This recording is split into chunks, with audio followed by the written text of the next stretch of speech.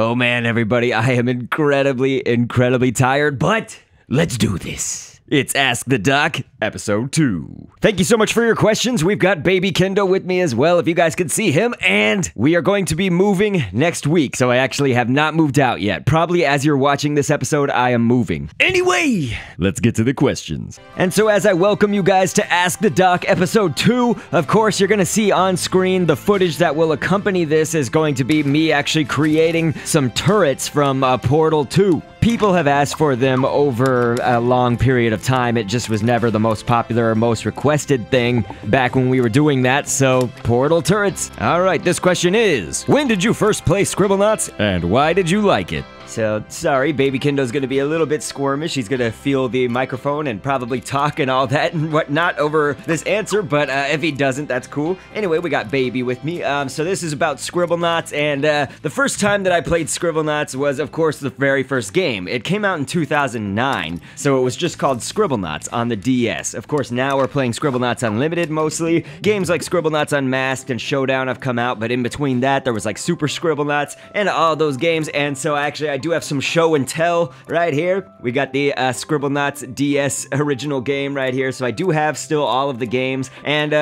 their question also asked basically, why did you like it? So ultimately, the very first game, you know, that was very fresh and new. I'm glad that they did something like Unlimited and Unmasked where they had the object editor, because what I'm about to say is counterintuitive. I really liked it at first, you know, being able to use any word in the dictionary, see what happens when you type them, and like have them go against each other. Of course, we typed in dingo and baby, and of course the dingo ate your baby.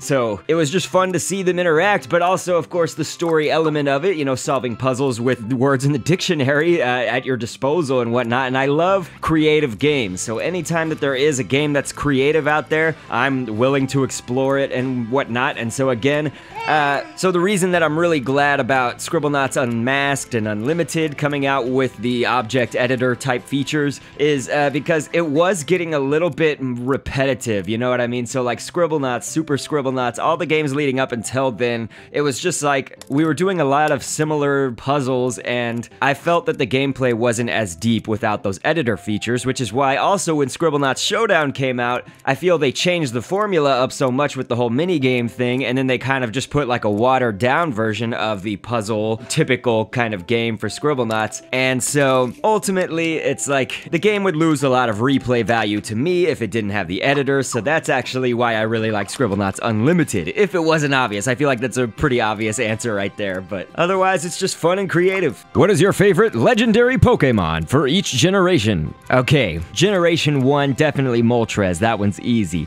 Generation 2, probably Lugia or Entei. Gen 3 is gonna be Groudon. Gen 4 is Dialga. Generation 5, I don't know. Maybe Zekrom? Generation 6? Any of them. I really don't have a preference. The legendaries for Gen 6 were all the same amount of good. And finally, Gen 7, Sun and Moon, Solgaleo. Alright. Thanks for answering my question. You're welcome. How do you find the time to care for your family and your channel? I actually would say that I do a really bad job. I feel like, you know, either the channel, I can't do as many videos as I want to, or the family, you know, I don't give my wife enough time with me and everything. I know that that sounds really bad. It's just like, you know, my family is now bigger. I have a little baby Kendo, and so I need to be sure, of course, that he's the priority, so I always have to, you guys know I have a lot of spinning plates, basically, and so trying to, of course, balance time with my wife. I have 2 dogs, and of course my father, so my family that's outside of this home and whatnot. My father requires a lot of attention, and then I also have a sister, and she has a husband, and so I,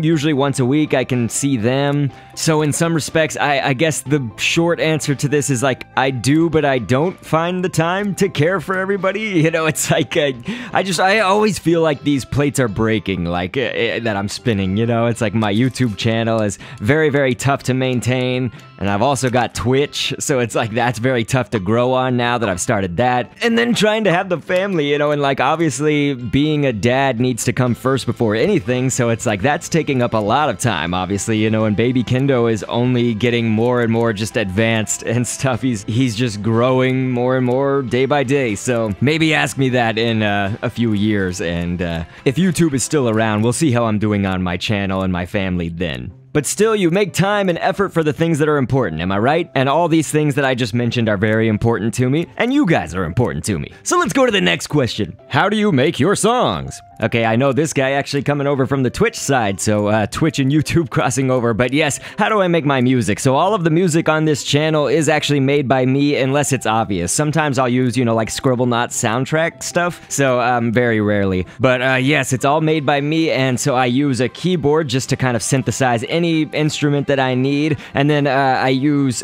Fruity Loops for the drums, and so I actually have an old version of Fruity Loops, but that's what I do on the PC for the drums, and keyboard for the instruments, and then of course I record my voice, and one of the things that I love to do is record like multiple of myself. So I really like to do this technique where it sounds like there's this whole crowd singing the chorus or whatever part that I'm doing, but it's all just me. So I will go back in and record over my own voice, you know, 6 or 7 times, so that there's 6 or 7 me's all singing that one thing. Either it's a chant or like a chorus, or, you know, a small example was I think 3 voices were in Spectacle, the song that a lot of you guys know, kind of doing one part of the verse, just one part where it breaks up. What is your favorite song that you've made? Also, who is your favorite Mario and or FNAF character?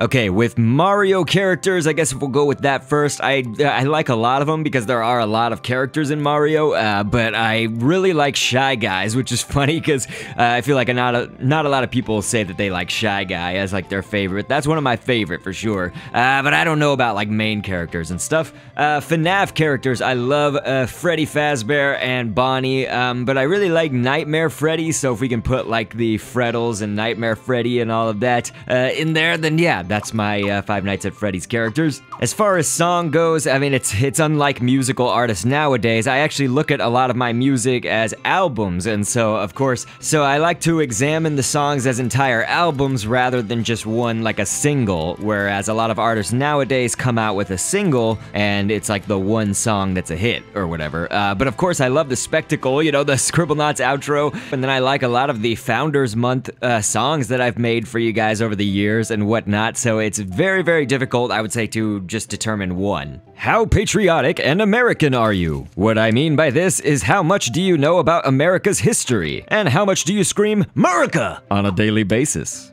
Okay, we'll answer this one. Well, I mean, I like to think of myself as a student of history, with American history. I would say I'm a little bit more knowledgeable about American history than I am for the entire world, which is sad. You know, I wish that I was a little bit better of a student in that regard. So I know mostly American history. I actually had a really awesome teacher in high school who did a very good job teaching US history. But as far as, you know, it's really hard to, of course, be patriotic nowadays. I feel like in America, I do actually really love the country. I love the country of America, and I love what I think that we used to stand for.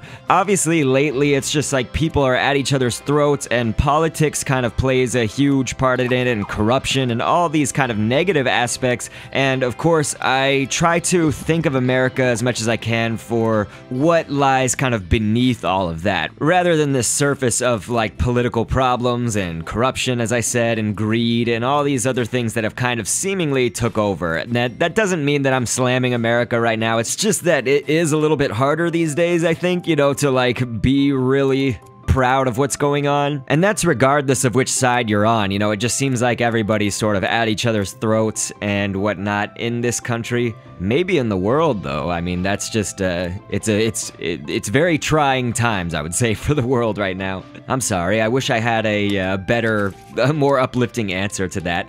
Hello, Mr. Dr. Kendo. Please, just Dr. Kendo. Mr. Dr. Kendo was my father. Boo! Just wanted to know where to get those posters from. They're awesome sauce. My posters? Yeah, those ones. Those ones? Behind you, sir. Ah.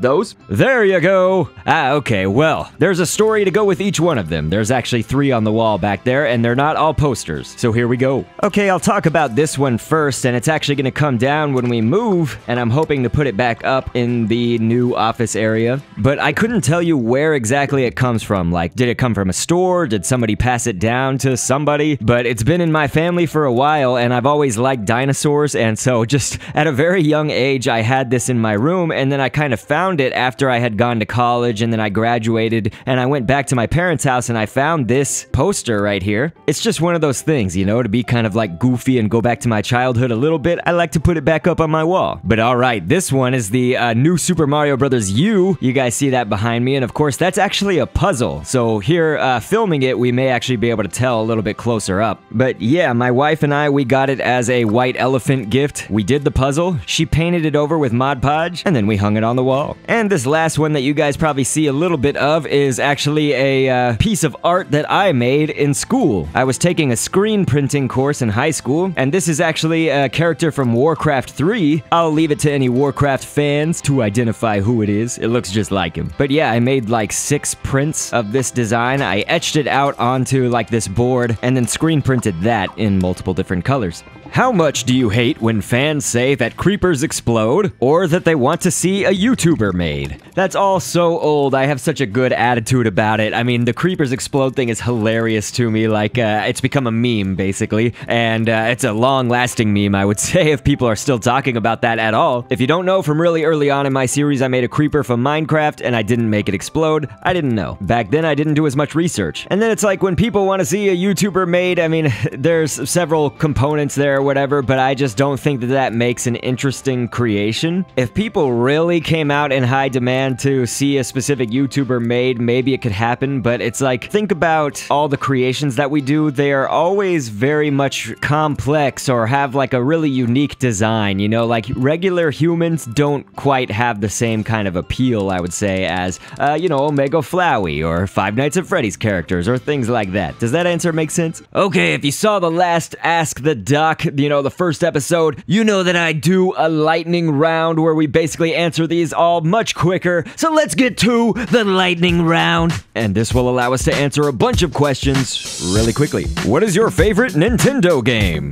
Favorite Nintendo games actually are in my top 3 favorite video games of all time, probably, but they're gonna be Ocarina of Time and Pokemon Red, for sure. Have you tried to play I Wanna Be the Guy, the movie, the game? I know this game was so hard. Nope. Do you prefer Minecraft or Dragon Builder? I wish I knew what Dragon Builder was. I don't know that I'm qualified to answer this question because of that. How many Scribblenauts objects do you think you've made? On YouTube, like on the channel, probably about 700, give or take a few. In full total, even off of YouTube, let's go like 800, 900. Have you heard of or played Animal Crossing? Absolutely, I love Animal Crossing, and if there is one on the Switch, presumably there will be, I will be live streaming that, and I hope that you guys would come and watch if I do so. Can you do kendo finger wiggles again, please? Make it a meme. Do everything you can with that. Well, alright, that's gonna wrap it up for another episode of Ask the Doc. Next time that you see this, if we choose to do another episode, is going to be at the new house. I am seriously moving while I'm editing this video, so you will see the new house in the next one again if we do that. Or if I just appear in any videos face cam style or anything like that, they will be at the new house. So of course, I will catch you guys on the next vid, and thanks for viewing.